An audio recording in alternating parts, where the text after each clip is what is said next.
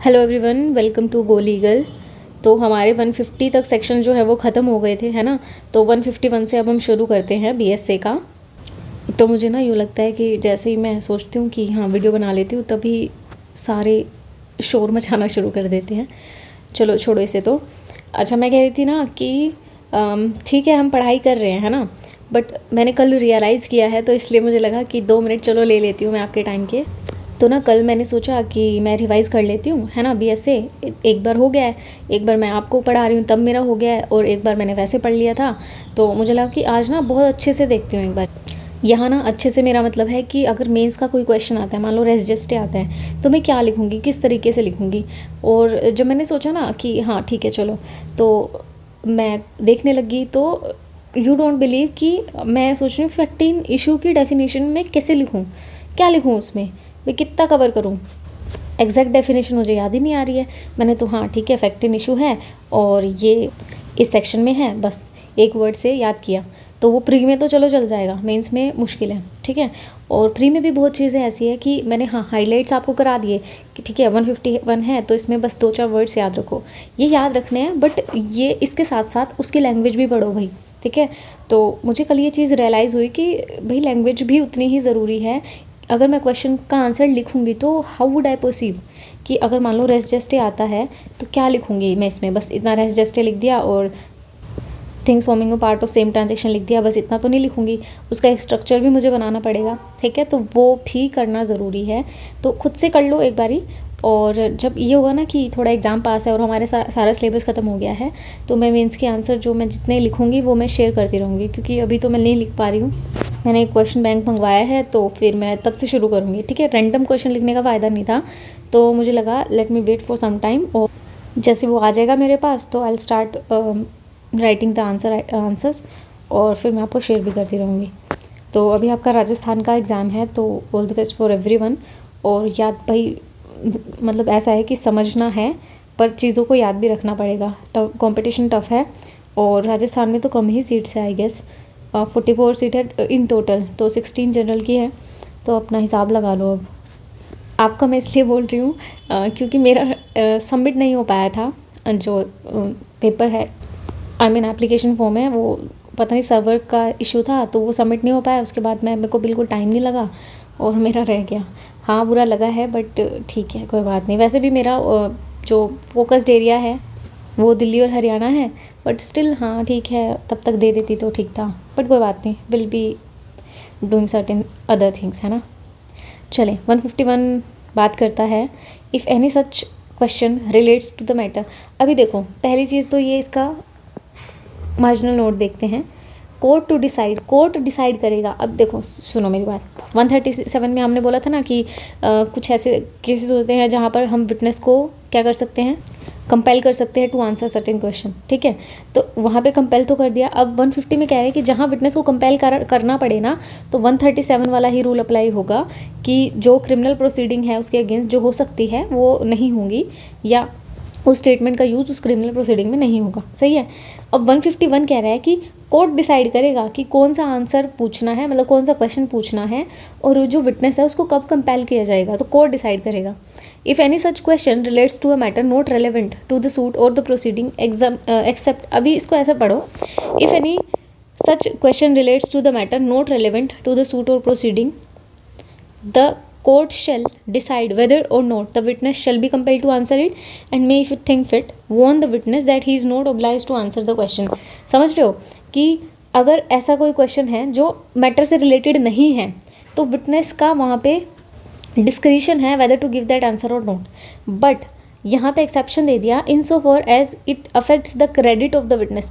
Credit मतलब कि कितना ट्रस्ट वर्दी है विटनेस इस केस के अलावा, ठीक है, by injuring his character in exercise, sorry चले, in exercising its discretion the court shall have regard the following considerations, namely number 1, such questions are proper if they are of such a nature that the truth of the imputation conveyed by them would seriously affect the opinion of the court as to the credibility of the witness on the matter to which he testifies। तो यहाँ पे क्या कह रहा है कि जो court है ना, वो इस बात से सेटिस्फाई होना चाहिए कि जो क्वेश्चन पूछने वाला है, ठीक है, अपोजिट पार्टी जो भी क्वेश्चन पूछने वाली है वो इस तरीके का हो कि कोर्ट के ओपिनियन को वो एक्चुअल में इफेक्ट कर दे regarding the credibility of the witness. मतलब ये विटनेस गड़बड़ है इसमें कुछ। फॉर एग्जांपल कोई एक विटनेस है, वो सब में झूठी गवाही देता है, ठीक है, और मेरे पास इसका एक रीज़नेबल कॉज भी है, मतलब कि मुझे पता है कि मेरे दूसरे केस में भी सेम बंदा आया था और उसने झूठी गवाही दी थी, तो मेरे पास एक बेस है उसका, उस बात को बोलने का, और उससे क्या है, क्रेडिबिलिटी ऑफ विटनेस भी इफेक्ट हो रही है, इसलिए। नेक्स्ट है हमारा, such question are improper if the imputation which they conveyed relates to the matter so remote. So remote का मतलब बिल्कुल कोई लेना देना ही नहीं है, in time or of such in character that the truth of the imputation would not affect and would affect in a slight degree the opinion of the court as to the credibility of the witness on the matter. मतलब बस इतना याद रखना है कि इतना remote है कि ज़्यादा कोई फ़र्क कोर्ट को पड़ेगा नहीं उस बात से, ठीक है। Such question are improper if there is a great disproportion between the importance of the imputation made against the witness character and importance of the witness। अब यहाँ पे बस ये great disproportion याद रखना है आपको। इसका मतलब ये है कि अगर मतलब मैंने, चलो ठीक है, क्रेडिट जो है विटनेस का वो हैम्पर हो रहा है, ठीक है, कोर्ट की नज़रों में, पर उसका जो करेक्टर है आपने इतना असैसिनेट कर दिया है कि उस एविडेंस की भी इतनी वैल्यू नहीं थी जितना आपने उस बंदे को गिरा दिया है। समझ रहे हो कि अगर हम वे करें कि किसका वज़न ज़्यादा है, तो इसका वज़न ज़्यादा है कि आपने उसके करेक्टर को मतलब बिल्कुल असैसिनेट कर दिया, और उसका इतना इंपॉर्टेंस भी नहीं था उस एविडेंस का जो आप लेकर आए हो, तो इसलिए ऐसा भी नहीं करना। The court may if it sees fit draw from the witness's refusal to answer the inference that the answer if given would be unfavourable. यहाँ पे ये कह रहा है कि फॉर एग्जांपल तुमने मुझसे कोई क्वेश्चन पूछा, ठीक है, और मैं उसका आंसर ही नहीं देना चाह रही, तो आप सामने आप ऐसा नहीं सोचोगे कि हाँ कुछ तो गड़बड़ है, कि यार ये आंसर नहीं दे रही, मतलब कुछ तो चीज़ है जो ये छुपा रही है। तो उस चीज़ का इन्फ्रेंस कोर्ट लगा सकता है कि कुछ जो चीज़ है वो अनफेवरेबल है, तभी वो आंसर नहीं दे रहा। सही है। तो अब देखो दोबारा 151 क्या कह रहा है, 151 कह रहा है अगर कोई मैटर से अनरिलेटेड या नॉट रेलेवेंट कोई भी बात है, तो कोर्ट जो है सामने वाली पार्टी को, यानी कि सामने वाले विटनेस को ये बोल सकता है कि भाई you are not compelled to answer the question, अगर तुम्हें लगता है तो तुम बताओ, अगर नहीं लगता तो कोई ज़रूरत नहीं है, ठीक है। एक्सेप्ट ऐसी सिचुएशन जहाँ पर विटनेस का क्रेडिट इम्पीच करना हो, या क्रेडिट जो है वो इफेक्ट हो रहा हो उससे, ठीक है, बाय इंजरिंग हिज कैरेक्टर। अब इसमें एक्सरसाइज को, इस डिस्क्रिशन को एक्सरसाइज करने से पहले कोर्ट को 4 चीज़ें देखनी है। पहला कि क्वेश्चन जो है वो प्रॉपर हो, ठीक है। सेकंड, इतना रिमोट ना हो कि कोर्ट के ओपिनियन को ज़्यादा फ़र्क ही ना पड़े। थर्ड, इतना डिस्प्रोपोर्शन ना हो कि विटनेस का कैरेक्टर ज़्यादा आप असैसिनेट कर दो और उस एविडेंस की इतनी वैल्यू भी नहीं है। फोर्थ ये कि कोर्ट खुद से इन्फ्रेंस लगा सकती है कि अच्छा कोई आंसर देने से मना कर रहा है, तो यानी कि उसके फेवर में बात नहीं है वो, ठीक है, उसके अगेंस्ट में ही कोई बात है, क्योंकि वो झूठ भी नहीं बोल सकता है ना, फॉल्स एविडेंस भी नहीं दे सकता, तो इसलिए वो चुप रहेगा। अब है 152, no such question as it in reference to 151 ought to be asked unless the person asking it has the reasonable ground for thinking that the imputation which it conveys is well founded। यहाँ पे ये कह रहा है कि अगर आप ये यहाँ पे कोई क्वेश्चन पूछ भी रहे हो ना, तो आपको इस चीज़ को ध्यान में रखना है, 152 को रेड विद करना है। क्यों?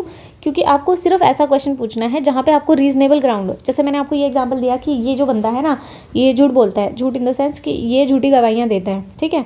तो मुझे पता है अगर उस बंदे के बारे में कि हाँ ये झूठी गवाहियाँ इसने इस केस में भी दी, इस केस में भी दी, इस केस में भी दी, और ये बाहर ही खड़ा रहता है, कोई भी से 500 रुपये देके झूठी गवाही दिलवा देता है, ठीक है, मुझे इसके बारे में पता है, तो मेरे पास एक रीजनेबल ग्राउंड है, तो मैं जाके कोर्ट में बोलूँ, ठीक है, उसका करेक्टर असैसिनेट करूँ, क्योंकि यहाँ पे बोल रखा है ना इंजरिंग हिज करेक्टर, कि क्रेडिट विटनेस का जो है हमें हैम्पर करना है बाय इंजरिंग हिज करेक्टर। तो इसलिए यहाँ पे एक रीजनेबल ग्राउंड होना चाहिए आपके पास कि आप क्यों बोल रहे हो वो बातें, क्योंकि फिर वो बैकफायर भी करेंगे। सही है। अब देखो, an advocate is instructed by the another advocate that an important witness is a dacoit. वो कहता है कि ये जो विटनेस है ना वो डेकोइट है। अब उसके पास एक रीजनेबल ग्राउंड है कि उसके पास कहीं से ये बात आई है। सही है। Next, an advocate is informed by a person in the court that an important witness is a dacoit. The information on being questioned by the advocate give satisfactory reason for his statement. This is a reasonable ground for asking the witness whether he is a dacoit. तो similar है। Next है हमारा, a witness of whom nothing whatever is known is asked at random whether he is a dacoit. There are here no reasonable। देखो, मेरे पास कोई reason नहीं है कि मैं तुम्हें आके कहूँ कि अच्छा तुम तो डेकोइट हो, है ना, कोई रीज़न ही नहीं है, मेरे को ना किसी ने खबर दी, ना मुझे तुमसे लेना देना, ना मैं तुम्हें पहले कभी मिली, मैं आके एकदम पहली हैंडशेक करके मैं बोल रही हूँ कि अच्छा तुम तो डेकोरेट हो, तो मेरे पास कोई रीज़नेबल ग्राउंड नहीं है। तो यहाँ पे ये गलत बात है, मैं नहीं कर सकती, क्योंकि आपको इसके रेपरकशन भी आगे भुगतने पड़ेंगे हाई कोर्ट के जब पर वो जाएगी ना, क्या बोलते हैं उसे, शिकायत। आगे देखते हैं। A witness of whom nothing whatever is known being question as to his mode of life means of living give unsatisfactory answer this may be a reasonable ground for asking him if he is a dacoit, कि उसके पास कोई reasonable answer ही नहीं है। मैं आपसे पूछूं कि अच्छा तुम्हारे पास तो करोड़ों रुपए हैं, ये है वो है, कब कमाते कैसे हो, ठीक है, तुम्हारा सोर्स ऑफ इनकम क्या है। अब तुम्हारे पास कोई सोर्स ऑफ इनकम ऐसा है नहीं जो तुम बता सको, लेकिन तुम्हारे पास पैसा बहुत है, तो मैं बोल सकती हूँ कि अच्छा बैंक में डकैती वगैरह नहीं करते हैं ना, इस तरीके से। तो यहाँ पे मेरे पास रीजनेबल ग्राउंड बन जाता है, रेंडमली मैं किसी से क्वेश्चन नहीं पूछ सकती, सही है। नेक्स्ट है 153। If the court is of the opinion that any such question was ask without reason, बिना किसी रीजनेबल ग्राउंड के पूछा गया है, इट में if it was ask by any advocate report the circumstances, अगर कोई एडवोकेट पूछता है ना तो रिपोर्ट कर दिया जाएगा of the case to the high court or the other authority to which, यानी कि जो बार काउंसिल होते हैं ना उनको, advocate is subject to in exercise of its profession. तो अगर आप इनडिसेंट क्वेश्चन पूछते हो या फिर बिना रीजनेबल ग्राउंड के कुछ भी क्वेश्चन पूछ लेते हो, सामने वाले का कैरेक्टर असैसिनेट करते हो, तो यहाँ पे आपकी जो कंप्लेन है वो कर दी जाएगी हाई कोर्ट को या ऐसी अथॉरिटी जिसके अंडर वो आता है, जो भी आपके बार काउंसिल है उसके अंडर, सॉरी ये बार एसोसिएशन। नेक्स्ट है हमारा इनडिसेंट एंड स्कैंडलस क्वेश्चंस। अब आपको देखना है मे और शेल, यहाँ से आपका क्वेश्चन बनता है प्री का, ठीक है, मैं लिख देती हूँ, प्री का क्वेश्चन बनता है।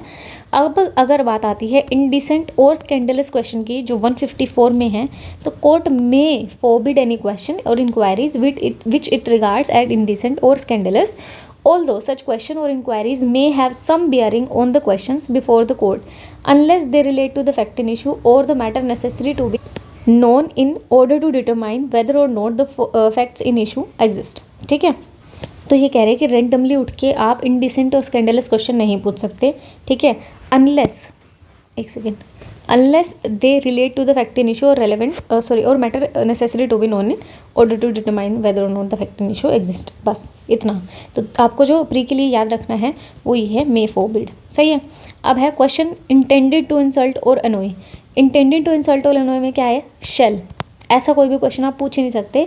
Court shall forbid any question which appears to be intended to insult or annoy और विच दो प्रॉपर इन इटसेल्फ, भले ही वो प्रॉपर है अपने आप में, appears to be court needlessly offensive in form, समझ रहे हैं। तो ऐसे इनडिसेंट क्वेश्चन या इंसल्टिंग क्वेश्चन नहीं पूछने विटनेसेस से। नेक्स्ट है हमारा exclusion of evidences to contradict answer to questions testing the veracity. इसमें ये कह रहे हैं कि कोई भी ऐसा क्वेश्चन, ठीक है, जो विटनेस से पूछा गया है और विटनेस उसका आंसर भी कर देता है, इंक्वायरी पर्पस के लिए उससे पूछा गया था और उसका जो मेन पर्पस था उस क्वेश्चन का वो ये था कि to shake the credit of the witness, ठीक है, उसका कैरेक्टर जो है उसको इंजर करके उसके क्रेडिट को शेक करना था। तो ये कह रहे हैं कि उसको कॉन्ट्राडिक्ट करने के लिए कोई एविडेंस नहीं दिए जाएंगे, बस तुम्हें ये याद रखना है, सही है। Exclusion of evidence to contradict answer to the question testing veracity, ऐसे कोई भी क्वेश्चन जो आपकी वेरासिटी को चेक करने के लिए पूछे गए हैं उसके कॉन्ट्रोडिक्शन में आप एविडेंस नहीं लेके आएंगे, ठीक है, एविडेंस लेकर नहीं आएंगे, लेकिन आप उससे कॉन्ट्राडिक्ट वैसे कर सकते हैं, पूछ के बता के कि अच्छा आपने तो ये कहा था, आपने तो वो कहा था, वो बातों में नहीं उलझाते, तो आप बातों में उलझा सकते हो, लेकिन बातों में उलझाने के लिए एविडेंस लाने की ज़रूरत नहीं, ऐसा बोला गया है। इफ़ ही आंसर फॉल्सली, अगर वो गलत आंसर देता है, he may afterward be charged with giving the false evidence. अब ये इंपॉर्टेंट है कि भले ही आप उसे कॉन्ट्राडिक्ट करने के लिए एविडेंस नहीं ला सकते, पर उसे चार्ज किया जा सकता है for giving the false evidence, सही है। If a witness is asked whether he has been previously convicted of any crime and denies it, evidence may be given of the previous conviction. अब देखो, हर general rule का एक exception है, तो इसके दो एक्सेप्शन है। पहला क्या है कि अगर प्रीवियस कन्विक्शन से रिलेटेड उससे क्वेश्चन पूछा गया है और गलत आंसर देता है तो इसके एविडेंस दिए जा सकते हैं। नेक्स्ट है, if a witness is asked any question tending to impeach his impartiality and answer it by denying the fact suggested, he may be contradict. तो यहाँ पे भी कॉन्ट्राडिक्ट किया जा सकता है, दो सिचुएशन में, एक कहाँ पे, एक है ये प्रीवियसली कन्विक्टेड है, दूसरा है tend to impeach his impartiality, कि इम्पार्शियल है या नहीं है। नेक्स्ट है, A claims against an underwriter is resisted on the ground of fraud. The claimant is asked whether in the former transaction he had not made a fraudulent claim. He denies it. Evidence is offered to show that he did make such a claim. The evidence is inadmissible. क्यों? क्योंकि दो ही exception दिए गए हैं, या तो previous conviction है या फिर इम्पीच इम्पार्शियलिटी, इनमें से दो ही कोई सिचुएशन नहीं है, तो इसलिए इनएडमिसिबल होंगे वो एविडेंसेस। नेक्स्ट है हमारा, witness is asked whether he was not dismissed from a situation for dishonesty, he denies it. Evidence is offered to show that he was dismissed for dishonesty. Evidence is not admissible. Simple सी बात है, यानी कि देखो भाई इस situation में आ रहे हैं तो है, अदरवाइज नहीं है। ठीक है, नेक्स्ट है हमारा 157। मैं थोड़ा सा स्पीड अप करूँगी क्योंकि शायद मौसम ख़राब है तो शोर आएगा। चले, question by the party to his own witness. Question by the party to his own witness, यानी कि अपने ही विटनेस को बुला के उसी से क्वेश्चन पूछ रहे हैं, तो इसे बोलते हैं होस्टाइल विटनेस। सही है। The court may in its discretion permit the person who calls a witness to put, ये कह रहा है कि मे, ठीक है, कोर्ट में allow the party to ask question from their own witness, right? Any question to him which might be put in the cross examination by the adverse party, जो adverse party cross examination में डाल देगी। Nothing in this section shall disentitle the person so permitted under subsection 1 to rely on any part of the evidence of such, ये तो simple ही है कि उस person को डिसएंटाइटल नहीं करेगी to rely on that evidence of the witness. ठीक है, अच्छा ये मैंने कुछ लिखे हैं केस लॉज, मैं आपको बता देती हूँ। Kameshwar Singh versus state of Bihar, इस केस में क्या बोला था कि फॉल्सस इन ऊनो, फॉल्सस इन ओमनिबस। ठीक है, falls in one situation, falls in every situation, ऐसा जो है इंडिया में एप्लीकेबल नहीं होता, इसलिए होस्टाइल विटनेस का कॉन्सेप्ट है। सही है। नेक्स्ट है हमारा ये केस है Mahendran versus state of Tamil Nadu. ये मैंने अपने कन्वीनियंस के लिए लिखा था तो देख लें, बता देती हूँ मैं क्या लिखा हुआ है इसमें। इसमें लिखा हुआ है कि जो माइनर का कॉन्ट्राडिक्शन है, माइनर कॉन्ट्राडिक्शन है मतलब छोटा मोटा कॉन्ट्राडिक्शन है, and omission should not be ignored, should be ignored. भाई छोटे मोटे कॉन्ट्राडिक्शन चल जाते हैं, इतना सब चीज़ों को एकदम से अप टू डेट लेना या बिल्कुल ऐसे एक्सट्रीम स्टेज पे जाकर यूज़ करना is not a good thing. Next है Khurshid Ahmad versus state of Jammu Kashmir. इसमें है no need to adopt hyper technical approach. Court ने बोला था कि इन सिचुएशन में ऐसे हाइपर टेक्निकल अप्रोच, भाई ये है तो यही सही है, वो है तो वही सही है, ऐसा रखने की कोई ज़रूरत नहीं है। नेक्स्ट है गोविंदा वर्सेस स्टेट। इसमें क्या बोला था, hostile witness testimony should not be rejected outrightly, मतलब ऐसे भाई उसने कुछ बोला और आपने कहा चलो रिजेक्टेड, आप होस्टाइल हो तो आप गलत ही बोलोगे, ऐसा आउटराइटली उसे रिजेक्ट करने की ज़रूरत नहीं है, but it should be corroborated. अगर कोरोबरेट हो रही है तो उसको कंसिडर कर लो, नहीं हो रही तो छोड़ दो। सही है। अब हम आते हैं नेक्स्ट सेक्शन पे। अच्छा ये जो होस्टाइल विटनेस है ना, इस पे क्वेश्चन बनता है तो अपना ट्राई कर लेना एक क्वेश्चन लिखने की, वरना फिर छोड़ दो बात के लिए। नेक्स्ट है हमारा impeaching credit of the witness. Witness के क्रेडिट को इम्पीच करना कैसे किया जाएगा। The credit of the witness may be impeached in the following ways by the adverse party और with the consent of the court by the party who calls him. अब ये कह रहा है कि एडवर्स पार्टी तो कर सकती है, ठीक है, इम्पीच, लेकिन अगर जो पार्टी बुला रही है मतलब जो होस्टाइल हो जा रहा है उसका भी किया जा सकता है, but with the consent of the court. ठीक है। Number 1 by the evidence of the person who testify that they from their knowledge of the witness believe him to be unworthy of the character. कि मैं कह रही हूँ कि भाई ये तो अनवर्दी है, तो आप टेस्टिफाई करो भाई क्यों अनवर्दी है। ठीक है। सेकंड बाय द प्रूफ, भाई ये तो रिश्वत लेके आया है, ब्राइब लेके आया है, तो उस ब्राइब का जो है वो दो, आप प्रूफ दो। ठीक है। By the proof of the former statement inconsistent with any part of the evidence which is liable to be contradicted, कि उसने कोई फॉर्मल स्टेटमेंट दी है उसको उससे उस स्टेटमेंट से उसे कॉन्ट्रडिक्ट कर दो। नेक्स्ट है हमारी explanation. A witness declaring another witness to be unworthy of the credit may not upon his examination in chief give reason of his believe, but he may be asked his reason in cross examination and the answer which he gives can not contradicted through, though if they are false he may afterward be charged with। अब ये है कि जो answer देता है उनको contradict नहीं करना, बट बाद में उसको फॉल्स एविडेंस देने के लिए वो कर सकते हैं आप, ठीक है, चार्ज कर सकते हैं। अब देखते हैं इलस्ट्रेशन। फर्स्ट है A sues B for the price of the goods sold and delivered to B. C says that he delivered the goods to B. अब सी कह रहा है कि मैंने तो बी को दे दिए थे। Evidence is offer to show that on the previous occasion he said that he has not delivered the goods to B. The evidence तो एडमिशिबल होंगे ऑब्वियसली। ठीक है। नेक्स्ट है A is accused of the murder of B. A जो है murder के लिए accused है। C says B when dying declaration, dying declaration that A had given B the wound which he died. From which of which he is died. तो सी कहता है कि जब बी मरने वाला था तो उसने कहा था कि मुझे ए ने ऐसी चोट पहुंचाई है जिसकी वजह से मैं मर गया, मतलब मरने वाला हूँ, ठीक है। Evidence is offered to show that on the previous occasion C said B when dying did not declare that A had. अब कि पहले जब स्टेटमेंट दी थी ना इसने सी ने, तब तो ऐसा कुछ नहीं बताया उसने कि नहीं भाई ऐसा तो कोई बात नहीं थी कि ए ने बी को मारा है, ठीक है। अब ये बात बदल रहा है, तो इस चीज़ के एविडेंस दिए जा सकते हैं, ठीक है। नेक्स्ट है हमारा 159, questions tending to corroborate evidence of the relevant fact admissible. अब यहाँ पे क्वेश्चंस की बात हो रही है, फिर आएगा हमारा फॉर्मल टेस्टिमनी या फॉर्मल स्टेटमेंट उसकी, ठीक है। When the witness whom it is intended to corroborate give evidence of any relevant fact, he may question as to any other circumstances which he observed at or near the time and place at which such relevant fact occurred. If the court is of the opinion that such circumstances, if proved, would corroborate the witness testimony, ठीक है, कि मतलब वो सच बोल रहा है या नहीं। फॉर एग्जाम्पल कोई मर्डर हुआ, ठीक है, तो मर्डर हुआ उस टाइम पे बहुत चीज़ें और भी चल रही होती है, ऐसा तो नहीं है कि सिर्फ मर्डर हो गया, ठीक है।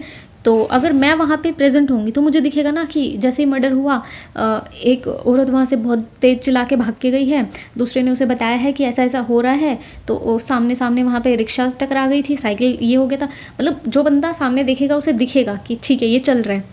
अब मैं सिर्फ टेस्टिमनी देने आ रही हूँ और मैं विटनेस नहीं हुआ है सच, तो वो सारे इंसिडेंट में नहीं बता पाऊंगी। तो वही कह रहे हैं कि वो सारे सर्कमस्टेंसेस के बारे में आप उस बंदे से पूछ सकते हो कि जब ऐसा हुआ तो उस टाइम पे मौसम कैसा हुआ पड़ा था, है ना, दिन थी या रात थी, आप कितनी दूर खड़े थे, आप इतनी दूर खड़े थे और आपको सब कुछ दिख रहा था।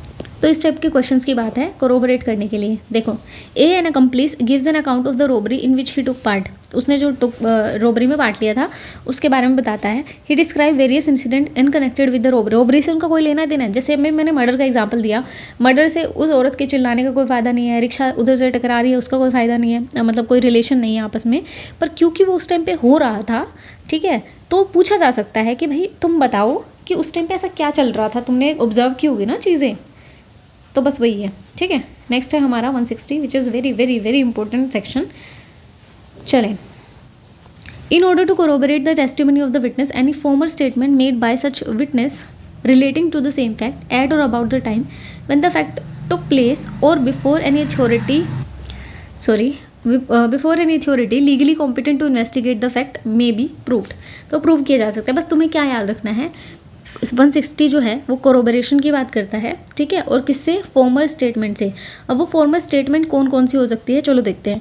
जैसे Maqsoodan versus state of UP का केस है, इसमें क्या बोला गया था, जैसे हमने डाइंग डिक्लेरेशन किया था ना कि अगर वो बंदा मर जाता है तो वो डीडी में यूज़ हो जाती है उसकी स्टेटमेंट, अगर नहीं मरता है तो यहाँ पे कोरोबरेशन के लिए यूज़ हो सकती है, और 148 जो अपन किया था उसमें कॉन्ट्रडिक्शन के लिए यूज़ हो सकती है। अब है हासिब वर्सेस स्टेट ऑफ बिहार का केस है, इसमें क्या बोला गया था, एफआईआर जो है उसे एज अ ये जो फॉर्मल स्टेटमेंट है as a formal statement use किया जा सकता है।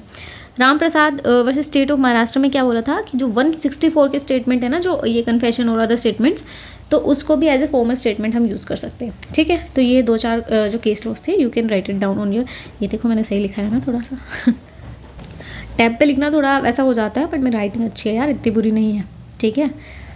नेक्स्ट है हमारा what matter may be proved in connection with the proved statement relevant under section 26 और 27।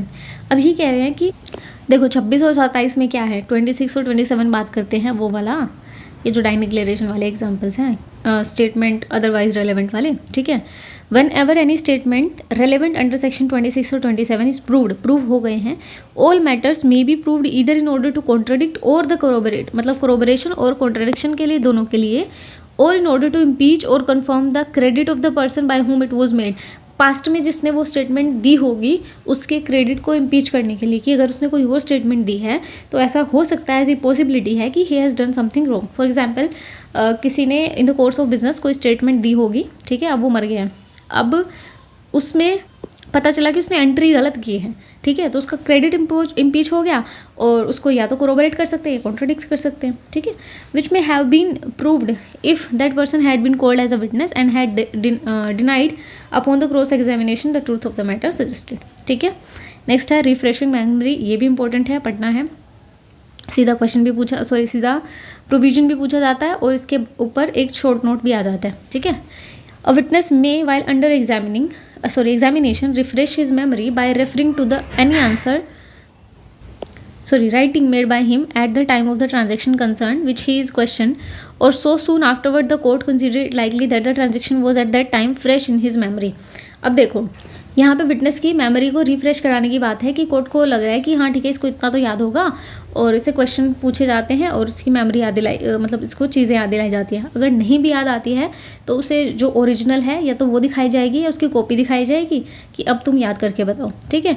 Provided that the witness may also refer to any such writing, जो writing है made by any other person or and read by the witness within the time aforesaid if when he read it he knows it to B the correction, मतलब correct. जैसे मान लो कि मैंने किसी को बोला कि आप ना इसकी रिपोर्ट तैयार करके मुझे दिखाओ, ठीक है। रिपोर्ट उसने तैयार कर दी पर वो चेक मैंने की है, तो क्योंकि मैंने उसे पढ़ा है, उसे चेक किया है, तो मैं उसके आराम से witness as a witness produce की जा सकती हूँ और मैं मेमोरी भी रिफ्रेश कर सकती हूँ, भले ही मैंने वो खुद से ना लिखा हो। Whenever a witness may refresh his memory by reference to any document, he may, with the permission of the court, refer to the copy of document वो ले सकता है, provided that the court be satisfied that there is a sufficient reason for not production of original। Copy कब वो refer करेगा जब original present ना हो तो, ठीक है। Provided further that an expert may refresh his memory by reference to the professional treatises. Simple. Next है हमारा 163, testimony to the fact stated in the document mention in section 162। Witness may also testify to facts mentioned in any such document as in the mention in section 162, although he has no specific recollection of the fact themselves, if he is sure that the fact were correctly recorded in the document। For example, जो हमारे watchman बैठते हैं ना, वो हर गाड़ी का number note करते हैं कि कौन अभी आया, कौन गया है, कौन आया, कौन गया है, ठीक है। तो वो टाइमिंग और नंबर मेंशन करते हैं, ठीक है। या फिर जैसे यूनिवर्सिटी में क्या होता है कि आज कितने बच्चे कॉलेज आए हैं, तो वो एंट्रीज करनी होती है ना, वो अपनी एंट्री करो, अंदर जाओ, फिर एंट्री करके एग्जिट करो, ठीक है। तो यानी कि उनके पास पूरा एक रिकॉर्ड है। अब उन वॉचमैन जो अंकल हैं उन्हें हर किसी का तो नहीं पता ना कि भाई कौन आया है, कौन गया है अंदर, ठीक है। तो उन्हें ये पता है कि मैंने अगर इसमें लिखा है और एंट्री की है और साइन करवाए हैं बच्चे के, ठीक है, तो यानी कि मैंने सही किया वो काम, तो ये बता सकता है कि हाँ अगर मैंने इसमें रिकॉर्ड किया और मेरी ही राइटिंग है ये, तो ये बात सही है। तो इसके भी एविडेंस दिए जा सकते हैं, ठीक है। होप तुम्हें समझ आ गया मैं क्या कहना चाह रही हूँ कि वो जो एंट्री है, अंकल ने मेरा नाम लिखा, ठीक है, एक्स का लिखा, वाई का लिखा, जी का लिखा और मेरा लिखा। अब इस क्वेश्चन पे आ रहा है कि ये इसकी एंट्री हुई थी या नहीं हुई थी। अब वॉचमैन अंकल क्या कहेंगे कि मुझे एग्जैक्ट तो नहीं याद कि जी आया था या नहीं आया था, पर मुझे इतना पता है कि यहाँ पे इसका नाम लिखा है, यहाँ बच्चे के साइन हुए पड़े हैं, यहाँ पे डेट है, यहाँ टाइमिंग है और यहाँ मेरे सिग्नेचर है, तो मतलब ये बच्चा स्कूल मतलब कॉलेज में आया तो होगा। तो इसलिए कह रहे हैं कि स्पेसिफिक रिकलेक्शन ना हो, बट उसे ये पता हो कि अगर जो रिकॉर्ड है वो एग्जैक्ट मेंशन है, ठीक है, तो वो उसके एविडेंस दिए जा सकते हैं। नेक्स्ट है हमारा सेक्शन 164 क्या बात कर रहा है, right of adverse party as to the writing used to refresh the memory. Adverse party के राइट की बात हो रही है यहाँ पे। Any writing refer to under the provision of the 2 last preceding sections shall be produced and shown to the adverse party if he requires it. अगर उन्हें लगता है तो उन्हें दिखाए जाएंगे। Such party may if he pleased cross examine the witness there upon, उसके ऊपर उसे क्रॉस एग्जामिन किया जा सकता है। सिंपल सी बात है, मेमोरी रिफ्रेश कर ली, उस बंदे ने वो बातें बता दी, ठीक है। अब एडवर्स पार्टी को दिक्कत है इस बात से, वो उन्हें बुलाएंगे और उस पॉइंट ऑफ फैक्ट पे उनसे क्रॉस एग्जामिनेशन हो सकता है। सही है, वीडियो थोड़ी बड़ी हो जाएगी बट ख़त्म कर देते हैं यार आज। Production of the document.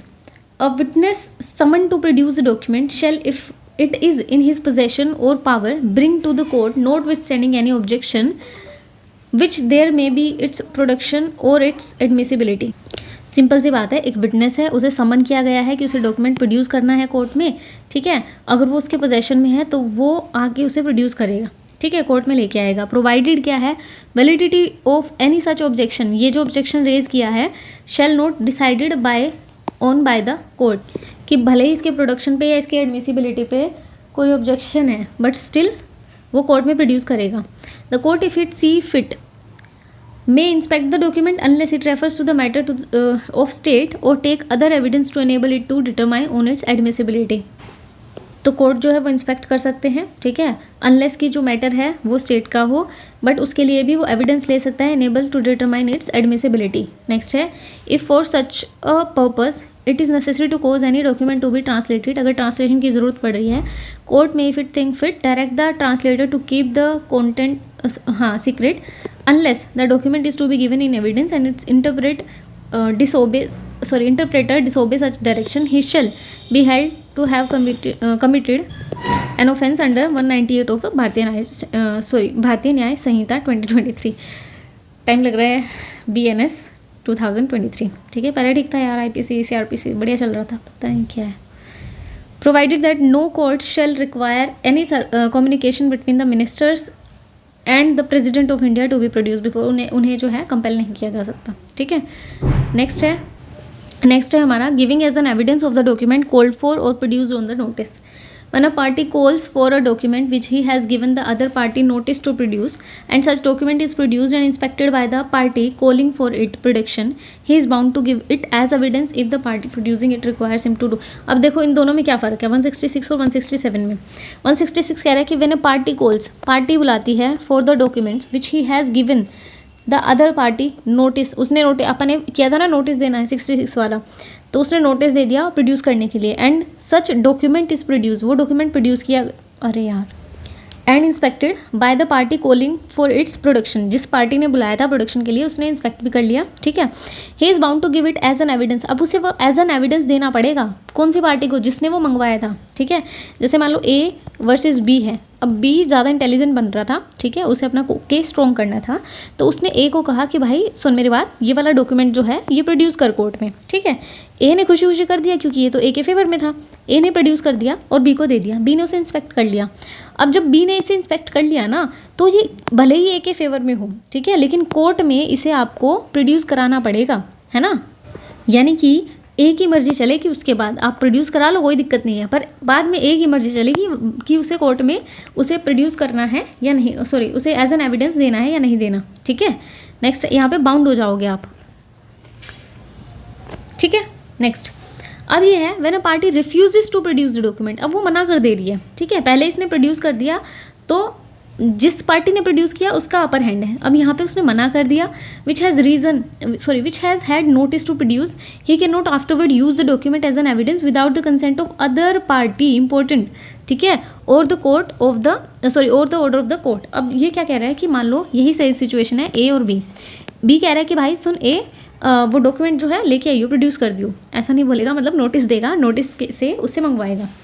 अब जो A है, A सोच रहा है कि भाई ये तो मेरे अगेंस्ट है, मैं तो इसे प्रोड्यूस नहीं कर सकता, फंस जाऊंगा। ठीक है, अब in later stage of the proceeding, या फिर मान लो A प्रोड्यूस नहीं कर रहा और B ने क्या किया, सेकेंडरी एविडेंस प्रोड्यूस कर दिए, पर वो वैसे मतलब वो अलग थे। ठीक है, तो यहाँ पे तब भी से अलाउ नहीं किया जाएगा कि अब वो प्रोड्यूस करे, या फिर लेटर स्टेज ऑफ प्रोसीडिंग पे A को उनकी ज़रूरत पड़े तो भी वो प्रोड्यूस नहीं कर सकता, until and unless the other party, यानी कि जो B है उसे अलाउ कर दे या फिर कोर्ट उसे अलाउ कर दे। ठीक है, मुझे लग रहा है समझ आ गया होगा, नहीं आया तो रिवाइंड करके एक बार वीडियो देख लेना। ठीक है, फिर भी नहीं आएगा तो कमेंट में डाल देना।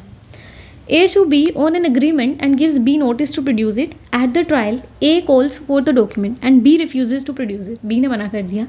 A gives secondary evidence of its content. B seeks to produce the document itself to contradict the secondary evidence. अब मैंने बताया था ना आपको, secondary evidence उसने produce कर दिया और secondary evidence जो था वो गलत था, बट वो contradict भी नहीं कर सकता क्योंकि उसने पहले produce नहीं किया था। तो यहाँ पे भाई भुगतो, अब नहीं किया था तो। नेक्स्ट है हमारा जजेस पावर टू पुट क्वेश्चंस और ऑर्डर प्रोडक्शन। भाई इससे ना प्री से तो क्वेश्चन बनते हैं, इससे मेन से भी क्वेश्चन और भर के हर उसमें बनते ही हैं क्वेश्चन। ठीक है, सेकेंड इस पर एक टाइप ऑफ क्वेश्चन ये भी बनता है कि क्या 168 जो है जजेस को आर्बिट्रेरी पावर तो नहीं दे रहे हैं, ठीक है, कि वो कुछ भी क्वेश्चन पूछे जा रहे हैं, तो ऐसा तो नहीं है। तो इन क्वेश्चंस के आंसर अभी देखते हैं। 168 ध्यान से पढ़ना, अगर आंखें नींद आ रही है तो मुँह धो लो, जो भी करो, वीडियो को यहीं रोक दो, अच्छे से पढ़ो। ठीक है, 2-3 सेक्शंस रह गए हैं तो पढ़ लो यार। चलो, द जज may in order to discover or obtain the proof of the relevant fact. ठीक है, in order to discover or obtain the proof of the relevant fact, ask any question, कोई भी क्वेश्चन पूछ सकता है। He consider necessary in any form, किसी भी form में पूछ सकता है। एनी टाइम, किसी भी टाइम पूछ सकता है। ऑफ एनी विटनेस और ऑफ द पार्टीज, विटनेसेस से भी पार्टीज से भी। ठीक है, अबाउट एनी फैक्ट। तो यहाँ से क्वेश्चन बनते हैं कि कितनी पावर है, किससे पूछ सकता है, किस टाइम पूछ सकता है, पहले पूछ सकता है, बाद में पूछ सकता है, तो सारे आंसर इसमें आ गए। ठीक है, and may order the production of any document, document को प्रोड्यूस करने के लिए भी बोल सकता है या किसी थिंग को प्रोड्यूस करने के लिए भी बोल सकता है। तो 3 चीज़ें हैं इसमें, क्या क्या, कोई क्वेश्चन पूछ सकता है, सेकंड है कोई डॉक्यूमेंट प्रोड्यूस करने के लिए बोल सकता है, या कोई थिंग प्रोड्यूस करने के लिए बोल सकता है। सही है। Neither the parties nor their representative shall entitle to make any objection to any such question or order not without the leave of the court to cross examine any witness. अब ये जो है सबसे इंपॉर्टेंट है।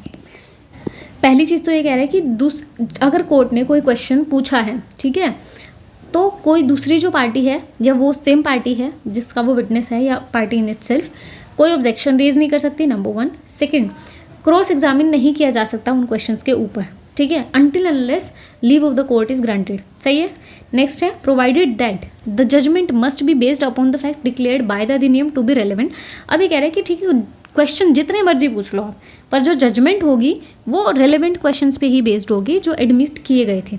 सही है। Next है हमारा, provided further that this section shall not authorize any judge to compel any witness to answer any question or to produce any document which such witness would be entitled to refuse to answer or produce under section 127। मतलब ये कौन से हैं जो privileged communication की हम बात करते हैं, उनके आंसर देने की आपको ज़रूरत नहीं है। If the question were asked and the document were called by the doers party, nor shall the judges ask any question which it would be improper for. अब इम्प्रॉपर वाला जब मैंने आपको बताया था कि इंपॉर्टेंट है, आगे भी आएगा, तो 151 और 152 में जो हमने पढ़े थे कि आप सामने वाले का क्रेडिट इम्पीच करने के लिए उसके कैरेक्टर असैसिनेट करोगे, वो वाली जो चीज़ें थी वो भी आप नहीं पूछ सकते हैं। Nor shall he dispense with the primary evidence of any document except in the case herein excepted, कि आप ऐसा नहीं कर सकते कि आप प्राइमरी एविडेंस को डिस्पेंस विद कर दो कि प्राइमरी ज़रूरत नहीं, आप सेकेंडरी ले आओ, ठीक है, जहाँ पे प्राइमरी एविडेंस की ज़रूरत है। तो क्या ये आर्बिट्रेरी पावर है? नहीं है, क्योंकि ये जो है ये लिमिटेशन लगा रही है, लिमिटेशन, पता नहीं इसके क्या हो गया है। सही है, इधर लिख देती हूँ, लिमिटेशन लगा रही है, ठीक है। तो यहाँ पे पावर जो है वो रिस्ट्रिक्ट हो जा रही है जजेस की, यहाँ पे उन्हें खुला हाथ है कि आप क्या पूछ रहे हो, कितना क्वेश्चन पूछ रहे हो। ये भी एक किस्म से रेस्ट्रिक्शन ही है कि जजमेंट फिर भी आपको उतने पे ही देनी है जिसे आपने रेलेवेंट डिक्लेयर कर दिया है, ठीक है। अच्छा, ये किस लिए है, इसका ऑब्जेक्ट क्या है, क्वेश्चन पूछ लेते हैं ना। 168 का ऑब्जेक्ट क्या है, तो डू द कंप्लीट जस्टिस। सही है। नेक्स्ट है, केस देख लेते हैं, Ramchandra versus state of Haryana. इस केस में क्या बोला था, जज note only Spectator active participation. Important, इसका मतलब क्या है, जज सिर्फ बैठ के देखेगा नहीं, बट उसे एक्टिव पार्टिसिपेशन अपना शो करना पड़ेगा। सही है। नेक्स्ट है हमारा चैप्टर 11 जो बात करता है इम्प्रॉपर एडमिशन और rejection of evidence. Improper admission मतलब ये कह रहे हैं कि कोई एक पर्टिकुलर आप एविडेंस लेकर आए, ठीक है, उसे कोर्ट ने या तो इम्प्रॉपरली एक्सेप्ट कर लिया, मतलब उसे एक्सेप्ट करना नहीं था, एडमिट करना नहीं था, स्टिल कोर्ट ने उसे कंसीडर कर लिया, या फिर उसे रिजेक्ट कर देना था, रिजेक्ट नहीं किया। दोनों ही सिचुएशन में मान लो ऐसी कोई सिचुएशन आती है, ठीक है, इनमें से दोनों में से कोई भी, लेकिन उसका वो जो एविडेंस एडमिट किया था या जो रिजेक्ट किया था उसका फाइनल आउटकम से कोई लेना देना नहीं है, ठीक है। यानी कि अगर वो एविडेंस जो एक्सेप्ट कर लेने चाहिए थे पर नहीं किए, या कर लिए थे जो नहीं करने चाहिए थे, उनको अगर हम निकाल दें, मतलब उनको कंसीडर भी ना करें, तो भी डिसीजन वही रहना था। तो इस केस में कह रहे हैं कि दोबारा डी नोवो ट्रायल नहीं करी जाएगी, ठीक है। ये क्वेश्चन पूछा गया है, प्री में भी पूछा गया है, मेंस में भी पूछा गया है, तो ध्यान देना है। नेक्स्ट है भाई रिपील का, यही है कि रिपील कर दिया गया है, ठीक है। आज के लिए इतना ही, तो थोड़ा यहाँ पे शोर होगा, तो बाकी मैं फिर चट करेंगे दूसरी क्लास में। तब तक लिए बाय एंड पढ़ते रहो अगेन।